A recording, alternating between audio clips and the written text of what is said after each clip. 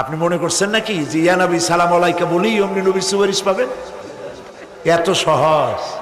কতগুলা রসগোল্লা খাইলেন আর বড় একটা মিছিল করলেন আর অমনি চলে যাবেন?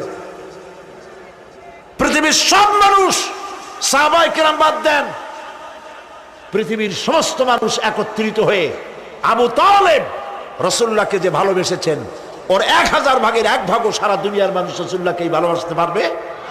পারবে?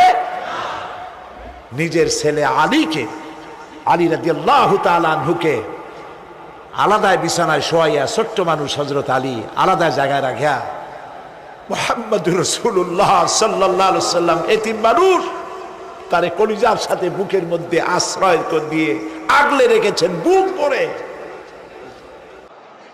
হযরত ইব্রাহিম আলাইহিস সালাম কিয়ামতের দিন বলবেন, আল্লাহ আমার আব্বার জন্য সুপারিশ করছি, আল্লাহ পাক বলবেন মঞ্জুর হবে না।